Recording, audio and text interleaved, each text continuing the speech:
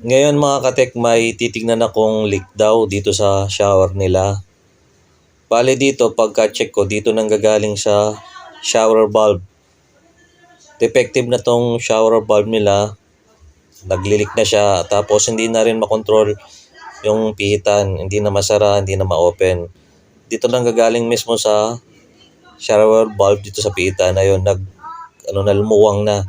Kailangan nating palitan to ng bago. Pero bago nating palitan ng bago to, kailangan muna natin ng patayin yung main supply ng tubig nila para hindi sumirit pag tinanggal natin to.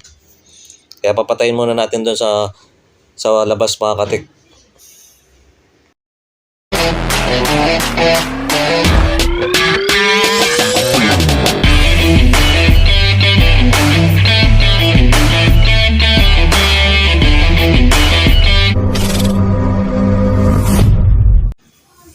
Ito mga katik, yung main supply nila dito sa may metro, nasa labas ng bayan, automatic, para pag nare-reading ng mga water district. Bali patay na yung tubig ng main nila mga katik. Ang gagawin ko lang, ilalabas ko lang yung mga tira dito sa faucet para pag binuksan ko yung defective na shower valve, walang masyadong lumabas doon dahil na-drain na siya rito. Bali okay na siya. Ang pinantatanggal ko sa mga ganito mga katik, socket wrench. Kasi para mapasok ko yung pinakadulo ng valve. Kasi may butas to, hanapin lang yung ka-size niya dito mga katik kung sakto dun sa shower valve yun sa dulo. Yan, papasok kasi siya dyan mga katik eh. Dapat sakto dun sa kasukat niya. Hanapin ko lang siya, tapos pagkapasok niya mga katek, pipihitin ko lang siya. Malambot lang naman yan mga katek. Ayan. Tapos pinapipihit ko dyan mga katek, pwedeng long nose o kaya vice grip para maikot lang siya at tanggal. Naka-thread kasi yan mga katek, pagka naikot mo na, sasama na siya, lalambot na siya. Ito ang bali ang pinang-iikot ko, ipitin ko lang siya ng vice grip para maikot ko siya. Ang ikot niya mga katek, counterclockwise lang. Pag naikot mo na yung mga katek, malalambot na yan, kahit sa kamay na lang siya ikutin na yan. Ito yung sira mga katek, papalitan natin to. Ang pangpalit ko nito mga katek, bago, isang set kasi to mabili ko. Ang tatanggalin lang natin o kukunin lang natin itong pihitan lang, yung may rubber. Yung pipe niya may iwan, hindi na to masasama kasi okay pa yung nandun sa loob. Ito lang, pihitan lang yung kukuhanin natin mga katek. Tatanggalin din natin to mga katek, yung pinantanggal natin dun sa defective na shower valve, yun din yung gagamitin natin dito. Pwede rin naman tatala o adjustable kasi nakalabas naman siya. Kaya madali lang siyang tanggalin. Ito yung hindi natin gagamitin kasi nandun na ito sa loob. Ito na yon, nandun sa loob, ito siya.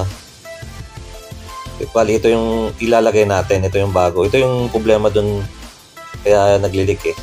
Madali lang naman ilagay ito. Dapat yung pag-ikot, malambot lang para pasok talaga siya. Kasi pag matigas siya, ibig sabihin hindi siya pangit yung pagkakalapat niya dun sa thread. Yan, malambot lang. Dapat yung pag-ikot niya. Pagka nasagad na siya, pwede na siyang higpitin. Di masyadong higpit para hindi masira yung rubber din yung mga katek. Yung sakto lang. Gagamitin din natin yung vice grip sa pag-higpit niya para kung magat yung rubber na itong shower valve dun sa dulo. Tapos ibabalik lang natin yung tinanggal nating mga pihitan dyan sa labas. Madali lang naman ito mga katek. Ayan. Naka-thread din to para mag-lock din siya dun sa dulo para hindi nagalaw tong kulay stainless na to, pero plastic lang to mga katek. Ayan, pipihit mo siya para hindi siya nagalaw. Tapos yung cover, tapos yung awak ng pihitan mga katek, naka-screw lang yan. Ito mga katek, ilalak mo lang siya dyan. Tapos pag naka-lock na siya, Tapos pagka-lock niya mga katek, yung cover lang niya, tapos pwede na siyang testingin. Pagka tapos na lahat yan, yung cover, tapos bubuksan na uli dun sa yung pinatay natin main dun sa may metro. Bubuksan lang natin siya dun para matesting natin yung water leak.